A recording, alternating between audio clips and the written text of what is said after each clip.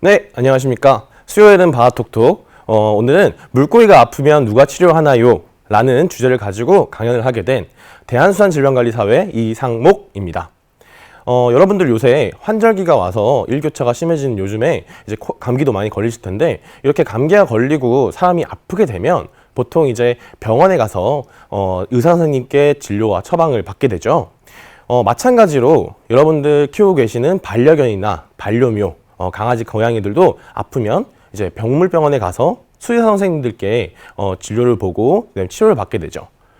그러면 물고기가 아프면 누가 치료를 할까요? 오늘 이 시간은 물고기가 아프면 누가 치료하는지에 대해서 그런 것들에 대해서, 그런 직업들에 대해서 한번 설명해 보도록 하겠습니다. 여러분들과 얘기 나눌 것은 이제 지금 앞서 목차에 나왔듯이 수산질병관리사라는 직업인데, 제가 수산질병관리사라는 직업이 되게 생소하게 들릴 수 있지만, 제가 순서를 처음부터 끝까지 한번 전반적으로 천천히 한번 설명을 해드리도록 하겠습니다. 그러면 시작하기 앞서 제가 여러분들께 드리고 싶은 질문 두 가지가 있습니다. 우선 첫 번째가 뭐냐면, 여러분들은 과연 수산물을 좋아하시나요? 수산물이라고 하면 이제 물고기가 대변되는 어류, 그 다음에 뭐 전복, 조개 같은 폐류, 그 다음에 뭐 새우 같은 각각류 뿐만 아니라 김, 미역, 다시마들도 있는데, 여러분들은 평소에 수산물들 많이 좋아하시나요? 보통 이제 마트나 이제 시장 이런 데서도 많이 찾아볼 수 있기 때문에 여러분들에게 되게 친숙하게 보일 수 있는데, 만약에 좋아하신다고 하면 혹시 이 질문 한번 드려보겠습니다. 여러분들은 혹시 수산물들 많이 드시나요?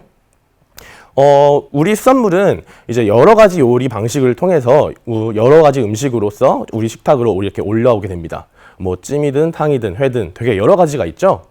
여러분들 혹시 많이 섭취를 하고 계시는지 잘 모르겠네요. 그러면 우리나라 국민들은, 혹시 대한민국 전체 국민들은 얼마만큼 많은 수산물을 섭취할지 한번 저랑 같이 한번 보겠습니다. 한 조사에 따르면 대한민국은 1인당 수산물 소비량 전 세계 1위 국가입니다. 전 세계적으로 평균 20.5kg인 것에 반해 한국은 무려 68.1kg, 전 세계 평균의 약 3배 이상 정도 달하는 그만큼 많은 수산물을 소비하고 있습니다. 또한 이 수산물은 정말 많이 소비하는데, 다른 식품들과 비교를 해봤을 때도 육류가 68.1kg인 것에 비해서 수산물은 69.9kg로 약 1.8kg 정도 수산물을 더 섭취하고 있다고 조사되고 있습니다. 그만큼 우리나라 대한민국은 되게 많은 수산물을 이용하고 애용하고 그다음에 많이 섭취하는 걸로 알고 있는데요. 여러분들 혹시 이러한 수산물들이 과연 어떻게 해서 우리 식탁으로 올 수 있게 되는지 혹시 알고 계신가요? 여러분들 이제 바다나 아니면 항구를 가시면 보통 이제 어선, 그리고 고기 잡는 배, 그리고 낚시를 통해서 보통 이제 어류나 수산물을 이제 잡아서 온다고 알고 있어요. 그러나 이런 것들은 사실 바다 자원의 한계 때문에 어획량을 꾸준하게 제한을 두고 있습니다. 바다 자원의 무분별한 낭비와 그다음에 무분별한 어획을 막기 위해서 이러한 제한을 두게 되는데, 그러면서 수산물은 많이 섭취하지만 어획량이 일정하기 때문에 또 다른 어떠한 방법을 찾게 됩니다. 그 방식이 바로 길러서 수산물을 먹어보자, 양식이죠. 여러분들 조금 도움이 되시라고 제가 이 사진 두 개를 가져왔습니다. 우선 첫 번째 왼쪽에 있는 바다 위에 있는 사진 혹시 보신 적 있으신가요? 이 부분은 해상에서 이제 양식을 하는 해상 가두리 양식장이라고 불리는데, 여러분들 바다에 가시면 혹시나 볼 수 있었던 분은 한번 보였을 거예요. 혹시나 이런 걸 못 보셨다고 하더라도 사실 이러한 양식장들이 관광지가 아닌 보통 관광지가 아닌 곳들에 많이 분포하기 때문에 많이 못 보셨을 텐데, 그러면 혹시 제가 조금 더 이해를 돕기 위해서 오른쪽 사진도 가져와 봤어요. 제주도 양식장 사진입니다. 여러분들 제주도에 여행을 가시면 보통 해안도로를 이제 한번 운전을 하실 텐데, 이러한 지붕들이 있는 건물들을 보게 돼요. 그러면서 과연 이 건물은 대체 뭐 하는 곳일까? 어떤 것을 하는 곳일까? 라고 질문을 받게 되는데, 그러한 곳들이 보통 양식장입니다. 양식장 내부 사진을 보면 보통 이제 이 수조에 물을 가둬 놓고 이제 물고기를 풀고 거기서 이제 밥을 주고 뭐 이렇게 하면서 양식을 하게 됩니다. 여러분들 되게 생소한 그림이 사진일까 싶은데 이러한 양식은 우리나라가 정말 예전부터 양식 기술이 발달해 오면서 점점 많은 양식 생산량을 차지하게 됩니다. 네, 국내 양식 생산량이 정말 많이 증가를 했는데 여러분들 그래프를 확인하시면 맨 위에 있는 그래프, 이 파란색 선이 수산물 전체 생산량입니다. 전반적으로 증가를 하였죠. 그와 똑같이 증가한 그래프, 양식 생산량의 증가 그 그래프인데 여러분들 주황색으로 확인할 수 있을 겁니다. 2021년 기준으로 총 380만 톤 가량 수산물이 생산됐는데 그중 약 60%, 240만 톤 정도가 양식으로 생산이 되었습니다. 어획에 있어서 제한선을 두기 때문에 한계점은 존재하지만 양식은 그 전부터 그 후까지 정말 많이 양식 생산량이 증가하였고 사실 앞으로도 많이 증가할 예정으로 파악되고 있습니다. 이렇게 양식 수산물이 가면 갈수록 계속 발전을 하고 다양해지고 양이 많아질수록 여러 가지 조금 문제점에 놓이게 되는데 그러한 문제점 중에 하나 바로 수산물에 있어서는 질병입니다. 여러분들 맨 앞서 저희가 그 강연 주제로 남겨놨던 물고기가 아프면 누가 치료하나요? 라는 질문에 맨 첫 번째 물고기도 질병에 걸리나요? 라는 질문에 제가 한번 답을 드려볼게요. 네, 물고기도 질병에 걸리게 됩니다. 이러한 질병에 걸리는 원인들은 되게 다양하고 되게 광범위한데 제가 간략하게 설명을 드리자면 보통 병원체, 그 다음에 뭐 환경적인 요인, 그 다음에 면역력 이런 인자들이 정말 균형 있게 있고 그렇게 균형을 갖추면서 있는 이 수준에서 질병이 발생하지는 않습니다. 보통 이러한 균형이 가지고 있는 요인들이 한 가지가 커지게 되고 이러한 균형이 깨지게 되면 질병이 발생하게 되는데 특히 병원체가 만약에 이런 요인들을 위협을 하게 된다고 하면 질병이 발생하게 됩니다. 어류도 마찬가지로 이러한 형태로 질병이 발생하게 되는데 어류에게 있어서 질병은 병원체를 감염시키느냐 병원체가 감염되지 않느냐에 따라서 감염성 질병과 비감염성 질병 이 두 가지로 나뉘게 됩니다. 감염성 질병은 보통 기생충성 질병, 바이러스성 질병, 그다음에 세균성, 진균성 질병으로 나타나고 비감염성 질병은 환경성 질병, 그다음에 영양성 질병, 기타 이렇게 질병들이 나타나게 됩니다. 여러분들 여러분들 그 사람이 보통 아프게 되면 이제 몸살이라도 걸리게 된다고 하면 뭐 입맛이 없어지거나 아니면은 운동을 잘 못하거나 이런 서로 간의 그 생활 패턴이 나타나게 되는데 이것도 마찬가지로 고양이와 강아지도 마찬가지죠. 아프게 되면 앓는다던가 아니면 밥을 못 먹는다던가 그렇게 됩니다. 수산물도 마찬가지, 물고기도 마찬가지로 만약에 질병에 걸리게 되면 이 친구들이 식욕을 없어지거나 아니면 헤엄을 치는 유형 상태가 변화하게 됩니다. 물론 지금 앞에 있는 이 사진과 같이 체표면에 상처가 나거나 아니면 이렇게 배가 빵빵하게 부풀어 오르는 등 이런 식의 질병에 대한 감염 정도에 따라서 이런 질병 발현되는 증상이 나타나게 되는데 이러한 증상들은 사실 개체마다 조금씩 다르게 나타나기도 합니다. 그러나 이러한 수산물의 질병이 가장 크게 작용했을 때가 있었는데 그것으로 바로 제가 세 가지 사례를 들고 왔습니다. 첫 번째로 우선 대하에 있어서 흰반전병의 확산입니다. 대하에 있어서는 되게 취약한 질병 중에 하나였고 흰반전병은 1993년 우리나라를 시작으로 전 세계 각지에서 발현하게 됩니다. 이 흰반전 바이러스는 되게 지독한 질병이라 10여 년간 우리나라 전국으로 확산되었고 그 다음 풍토병, 그러니까 우리나라 국내에 정착을 하게 됩니다. 그러면서 이전까지는 대하 양식을 했던 모든 양식장들이 지금은 흰다리새우 양식장으로 변할 만큼 하나의 양식 산업에 있어서 되게 많은 영향을 끼치게 됩니다. 두 번째로 잉어 허피스 바이러스 감염증이라는 게 있습니다. 1998년 소양호에서 최초 발생하였는데 예전에는 사실 댐에서 가두리를 해서 이제 댐을 막아놓고 이제 잉어를 키우는 등의 이런 양식들이 많았지만 이러한 질병에 있어서 잉어 양식 산업이 참으로 많이 피해를 입게 되죠. 마지막으로 세 번째, 여러분들 이러한 이 물고기 보신 적 있으실지 모르겠지만 돌돔이라고 하는 횟집에서 많이 볼 수 있죠. 이러한 물고기들이 1998년 돔류 이도 바이러스라는 이 질병 하나로 정말 많이 피해를 입게 됩니다. 그러면서 돌돔 양식을 정말 못하게 될 수준까지 오게 만들죠. 여러분들 2년간 코로나로 되게 많이 힘들었던 적 기억하시죠? 그만큼 수산물에서도 되게 큰 질병들이, 굵직굵직한 질병들이 많이 영향을 끼쳤습니다. 그러면서 과연 이러한 수산물들을 어떻게 하면 과연 좀 더 효율적으로 질병을 치료할 수 있을까, 질병을 예방할 수 있을까라는 생각을 가지고 국가에선 법을 개정하고 새로운 수산질병관리사라는 면허제도를 도입하게 됩니다. 제가 앞서 다시 돌아와서 오늘 강연 주제, 물고기가 아프면 누가 치료하나요? 라는 주제를 가지고 여러분들께 지금 강연을 드리고 있는데, 그거에 대한 정답, 네, 여러분들 다들 아시겠지만 수산질병관리사입니다. 수산질병관리사, 영어로는 Aquatic Animal Disease Inspector라고 불리며, 수산질병관리사는 수산생물의 질병을 치료하고 그다음에 예방하는 전문가, 수산물에 있어서는 질병으로서는 전문가라고 할 수 있습니다.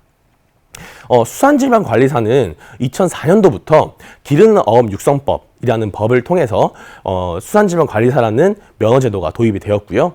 기존에 있던 수산생물에 있어서 약제나 뭐 이런 치료, 이런 관련된 분야들이 이제 분할되어 있었다면 수산질병관리사로 통합되어 나타나게 됩니다. 2004년도에 처음 수산질병관리사라는 면허제도가 도입이 된 이후로 40여 명 정도의 합격자가 발생을 하였고요. 지금 현재 2022년도까지 약 1,078명의 수산질병관리사가 합격되어서 이제 활동 중에 있습니다. 네, 수산질병관리사는 기본적으로 질병을 치료하고 예방하는 전문가이기 때문에 우선적으로 기본적인 업무는 보통의 의사 선생님들과 그다음에 수의사 선생님들과 약간 비슷하다고도 볼 수 있습니다. 다만 다른 점에 있어서는 양식 생산량이 증가하면서 이제 수산질병관리사가 만들어졌기 때문에 양식장이 있는 곳, 그러니까 어촌과 관련된 바다 민집한 곳에 있어서 그런 이유와 그 다음에 수산물의 특성상 물속에서 키워져야 되기 때문에 이동할 수 없다는 점을 들어 보통 왕진의 형태를 띠고 있습니다. 옆에 사진을 보이신 대로 기본적으로 이런 질병을 확인하기 위해서 아감이나 체표면, 그다음에 내부 장기들을 확인하고 그런 질병들이 발생했는지 발생하지 않았는지에 대해서 현미경으로 관찰을 하기도 하고요. 그러면서 질병에 대해서 전반적인 상태, 지금의 상태와 어떻게 하면 또 예방을 할 수 있는지, 어떻게 하면 치료할 수 있는지에 대한 이런 내용들을 설명해주는 역할을 하고 있습니다. 그러면 수산질병관리사라는 내용을 조금 알아봤는데, 우선은 되는 방법부터 한번 알아보도록 하겠습니다. 수산질병관리사는 수산생물질병관리법에 이제 법에 의해서 근거를 두고 있고, 이러한 법의 근거를 제가 조금 간단하게 한번 설명을 해드리겠습니다. 수산질병관리사를 획득하는 방법, 취득하는 방법은 첫 번째, 수산생물과 관련된 수산생물 질병을 전공으로 하는 수산생명의학과를 졸업하셔야 됩니다. 이 수산생명의학과에 관련된 대학교는 총 6개로 강릉원주대학교, 그다음에 군산대학교, 부경대학교, 선문대학교, 그다음에 전남대학교, 제주대학교, 총 우리나라에 6개 학교가 있고, 이러한 6개 학교를 졸업하고 나면 수산질병관리사 국가시험 면허에 시험을 응시할 수 있는 자격이 부여지게 됩니다. 이러한 국가시험은 매년 1회 시험 치게 되고 세 과목 약 310문항 정도를 시험을 치게 됩니다.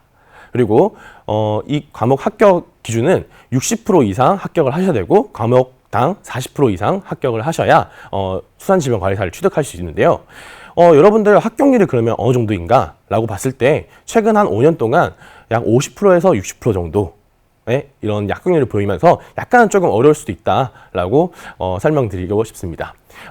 마지막 종합을 하자면 이 두 가지가 선행돼야 되는 점이 있는데, 우선 수산생명의학과를 졸업하신 후에 그 다음에 응시자격을 가지고 이런 국가시험을 합격하셔서 수산질병관리사가 될 수 있는 겁니다.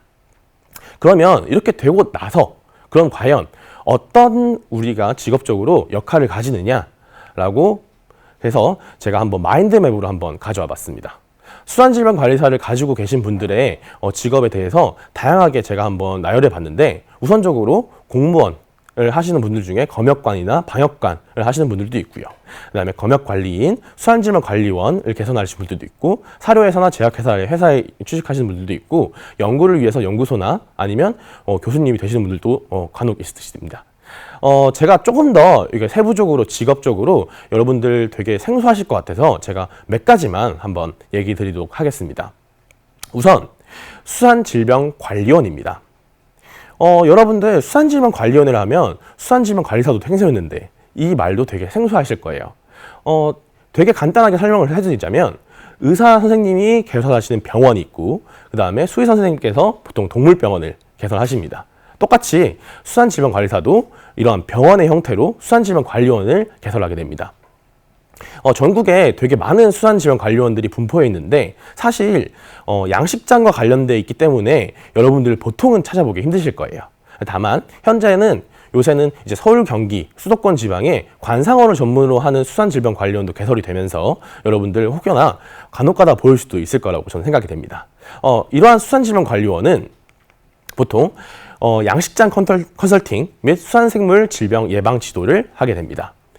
수산생물이 언제쯤 그리고 어느 시기에 어느 조건에 질병이 오는지에 대해서 누구나도 많이 아는 전문가들이기 때문에 양식장에 하여금 이런 질병을 예방하고 치료하면서 더한 컨설팅을 하게 됩니다. 물론 이제 이러면서 진료, 그러면 진단, 그리고 처방까지 하게 되는데 병원이다 보니까 병원의 개념이다 보니까 약을 또 처방할 수 있습니다. 두 번째로 수산용 의약품을 판매하거나 아니면 수산용 백신을 접종하기도 합니다. 수산용 동물용 의약품이라고 하는 의약품을 판매하고 그에 맞게끔 처방을 합니다. 그리고 또한 백신을 접종하게 되는데 여러분들 되게 이거 생소하게 아마 보였을 거예요. 여러분들이 코로나 바이러스로 고생하실 때 코로나 백신을 맞았던 것처럼 넙치들도 그리고 다른 물고기들도 백신을 맞게 됩니다. 그러한 백신의 형태가 바로 지금 옆에 보이는 사진처럼 이제 백신을 놓게 되는데 이런 업무들도 되게 하고 있다. 그래서 수산질병관리원은 수산질병관리사가 개설할 수 있는 병원의 형태로서 약제를 판매하거나 약을 판매하거나 처방하거나 진료를 볼 수 있고 또한 양식장에 하여금 컨설팅 이런 부분도 분명 존재한다. 두 번째로 여러분들께 소개시켜드리고 싶은 직업 중에 하나는 바로 검역과 관련된 내용입니다. 수산생물 검역관이라고 제가 설명을 해드렸는데 우선적으로 검역을 그러면 제가 한번 조금 설명을 해드리겠습니다.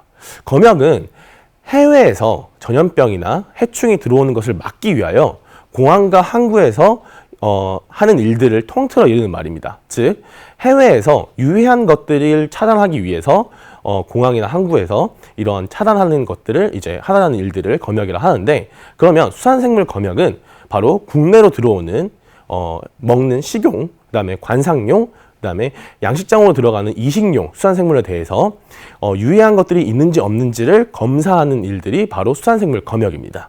수산생물 검역을 하시는 분들은 이제 수산생물 검역관이라고 하고 이러한 분들은 사실 공무원이며 지금 현재 국립수산물품질관리원에서 소속되어 근무를 하고 계십니다. 또한 검역관리인이라는 직업도 있는데요. 이런 검역관리인들은 약간은 조금 다릅니다. 앞서 말씀드린 수산생물 검역관들과 조금 다른데 여러분들 인물 보시면 지정검역물이라는 내용이 나와요. 지정검역물이 뭐냐면 해외에서 국내로 들어오는 검역물들을 보통 이제 지정검역물이라고 얘기를 합니다. 그러한 검역물이 들어왔을 때 이제 검역물을 관리하고 그거에 따라서 어떻게 조치를 해야 되는지에 대한 전반적인 내용을 관리하는 것이 바로 검역관리인입니다. 검역관들의 일들을 좀 도와주기도 하고요. 그래서 이런 두 부분에 있어서 직업들이 검역에 관련해서 일을 하고 있다. 이런 일들도 우리 수산질병관리사가 할 수 있다라는 거 보여드리고요. 네, 그래서 검역에 대해서 조금 여러분들 생소하실 것 같아서 제가 사진을 몇 개 좀 가져와 봤습니다. 지금 보이시는 이런 세 개의 사진은 검역을 하는 과정이고요. 보통 수산생물이 국내로 들어오게 되면 어떤 특정 지정된 장소로 이제 수산생물을 어느 정도 일정 기간 동안 보관을 하게 됩니다. 이 보관하는 기간 동안 수산생물 검역관 그리고 검역관리인, 검역에 관련되신 분들이 나와서 이제 검역을 하게 되는데 지금 보이시는 이 세 개 사진이 바로 검역과 관련된 사진입니다. 검역을 하시는 사진이고요. 이러한 검역은 보통 내부 장기들을 보통 확인을 합니다. 첫 번째로 지금 보이시는 대로 좀 징그러워 보일 수도 있어요. 근데 다만 얼마만큼의 유해한 질병들이 있느냐에 대해서 확인하기 위해서 이런 내부 장기들을 확인하게 됩니다. 하나하나 그 자리에서 바로 첫 번째 검사를 진행하게 되고요. 그 다음에 사실 이 검사가 진행되고 나면 만약에 조금 더 이상이 있다, 조금 더 뭔가 좀 알아보고 싶다라고 하면 두 번째로 정밀 검사가 되어야 되게 됩니다. 뭐 조개류도 마찬가지로 모든 수산생물에 의해서 검역이 되기 때문에 조개류도 마찬가지로 검역이 되고요. 그리고 사실 여러분들 되게 생소할 수 있지만 관상어류도 검역을 하게 됩니다. 관상어류도 마찬가지로 수산생물로 있어서 질병을 초래할 수 있기 때문에 질병을 유발할 수 있기 때문에 이렇게 검역이 되는 것이죠. 네, 다음으로는 제가 근무하고 있는 대한수산질병관리사회라는 곳에 대해서 설명드리겠습니다. 대한수산질병관리사회는 2006년 8월 14일 처음 설립이 되었으며 수산업의 진흥과 수산생명의학 그 학술적인 그런 발전을 위해서 그런 목적하에 두고 처음 설립이 되었습니다. 저희 대한수산질병관리사회는 되게 다양한 업무들을 하고 있는데 그중 첫 번째 수산생물 방역교육을 담당하고 있습니다. 전국 12개 지방자치단체에서 교육을 진행하고 있으며 연간 약 4천여 명 정도의 양식 어민들이 이제 수료를 하고 있습니다. 또한 양식장 예찰을 다니면서 이러한 질병들이 어떤 것인지 그러면 어떻게 예방을 해야 되는 거에 대해서 이제 자문 역할도 드리고 있고요. 네, 그리고 수산생물 질병에 있어서 전문가로서 이러한 수산생물과 관계된 국가 기관들과 협의회에서 자문 역할도 하게 됩니다. 또한 앞서가지고 수산생명의학과를 재학 중인 이제 미래의 수산질병관리사가 될 수산생명의학과 재학 중인 학생들에게도 이제 더 많은 질 좋은 교육을 하기 위해서 이제 이런 교육도 하게 되고요. 그리고 수산질병관리사가 된 이후로도 연수 교육을 통해서 더 많은 최신화된 자료들을 공유를 하고 있습니다. 네, 지금껏 수산질병관리사 직업에 대해서 좀 간략하게 제가 한번 설명을 해드렸습니다. 그 외에도 수산질병관리사의 역할은 정말 많아질 것으로 생각이 되어지는데요. 그 중에 첫 번째, 수산물의 검역이 증대되고 있습니다. 검역이 진행된다는 말은 그만큼 국외에 해외에 있던 질병이 다양해지고 그런 질병들을 국내로 들어오는 것을 막기 위해서 그러한 검역을 확대하는 것인데 수산생물 질병을 치료하고 예방하는 전문가로서 이러한 검역이 확대됨에 따라서 수산질병관리사의 역할이 커질 것으로 기대가 됩니다. 또한 지금 현재 관상어 산업이 발달을 많이 했는데요. 여러분들 관상어 많이들 키우시나요? 요새는 보통 물멍이라고 해서 여러분들 많이들 키우신다고도 알고 있는데 이러한 산업들이 커지면서 관상어에 대한 질병이 정말 주목을 많이 받고 있는 상태입니다. 그러면서 최근에는 수산생명의학과 수산질병관리사를 꿈꾸시는 분들 중에 관상어를 생각하시고 들어오시는 분들도 되게 많으시더라고요. 여러분들도 혹시 어떻게 생각하실지 모르겠지만 수산질병관리사가 이제 앞으로 나아갈 길에서는 이제 관상어 쪽도의 질병도 아마 다루지 않을까, 그러면서 수산질병관리사라는 역할도 커지지 않을까라고 생각을 하게 됩니다. 또한 여러분들 수산질병관리사는 사실 첫 번째로 양식 산업이 발달하면서 생겨난 직업 중에 하나인데요. 사실 우리나라에서 양식은 되게 많은 종류가 있고 되게 많이 다양하게 키우고 있긴 하지만 또 다른 새로운 양식을 시도하게 되죠. 바로 최근에 들어선 연어입니다. 연어를 노르웨이나 다른 국외 지역에서만 키우는 게 아니야 라고 생각하실 분도 있을 텐데 최근에는 국내에서 이러한 연어들을 한번 키워보자 라는 취지로 지금 시도를 하고 있습니다. 이러한 양식 생물이 되게 다양해지고 양식 산업이 발전할수록 이러한 질병을 다루는 수산질병관리사의 역할도 많아지겠죠. 여러분들 지금까지 수산질병관리사에 대해서 제가 전반적으로 설명을 드렸는데요. 혹시 이러한 생소한 수산질병관리사 어떻게 익숙해지셨나요? 제가 오늘 마련한 강연은 여기까지고요. 제가 그 다음으로 조금 간략하게 여러분들이 많이들 궁금해 하실 사항들 그런 것들 한 5개 정도 한번 가져와 봤습니다. 여러분들과 함께 질문과 대답 한번 해보겠습니다. 첫 번째로 물고기가 아프면 과연 어떻게 치료하나요? 입니다. 우선적으로 설명을 드리면 우선 약욕, 경구투여, 주사 등의 방법이 있습니다. 여러분들께 좀 더 편안하게 설명을 드리자고 하면 수산물은 물에서 사는 물고기는 특히 물에서 사는 친구이기 때문에 물속에 약을 풀어서 물고기에게 이제 약재를 주여하는 약요법, 그리고 사료를 먹기 때문에 사료에 약재를 혼합해서 주는 경구 투여 방법, 그리고 아까도 설명드렸다시피 백신 접종하듯이 이제 주사를 사용하는 경우도 있습니다. 네, 그러면 두 번째 질문. 우리가 먹는 물고기에도 약품을 사용하나요? 앞서 첫 번째 질문처럼 약품을 사용합니다. 다만 수산질병관리사에 정해진 용법 용량에 따른 처방전이 발급이 되고, 또한 처방전과 함께 출하 제한 지시서가 나가게 됩니다. 그러면서 약품이 분해될 수 있는, 약품이 나타나지 않는, 우리 인간에게 효력이 있을 수 없는 그런 기간을 산정하게 되고, 또한 식약처에서 이러한 의약품에 대해서 안전성 검사를 해서 우리 식탁 위로 올라오게 되기 때문에 여러분들 뭐 의약품이 있다고 한들 되게 안전하게 섭취하셔도 상관없습니다. 네, 다음 세 번째 질문. 물고기는 질병에 많이 걸리나요? 사실 사람도 감기에 걸리듯이 물고기도 가벼운 질병들도 있는 반면에 사실 심각한 질병들도 있습니다. 되게 다양한 질병들이 나타나게 되는데요. 특히 이렇게 심각하게 나타나는 질병을 국가에서는 법으로 지정해서 관리를 하고 있습니다. 그러한 법에 있어서 지정되어서 관리하는 질병은 총 26개입니다. 네 번째 질문. 질병에 걸린 물고기를 먹었을 때 사람도 감염되나요? 지금 현재까지 전 세계적으로도 이러한 질병에 걸린 물고기를 먹었을 때 사람이 걸린다는 보고는 없습니다.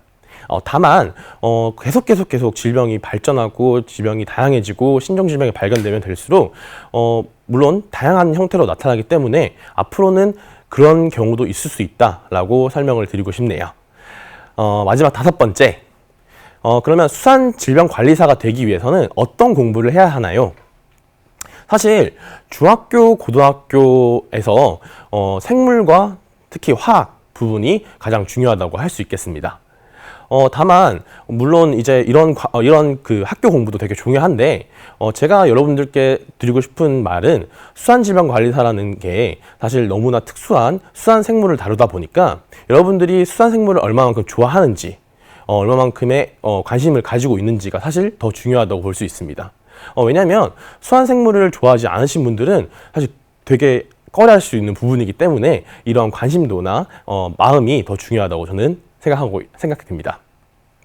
네, 생소한 수산질병관리사 여러분들 많이 조금 익숙해지셨을까요? 물고기가 아프면 누가 치료하나요? 라는 주제의 정답은 바로 수산질병관리사였습니다.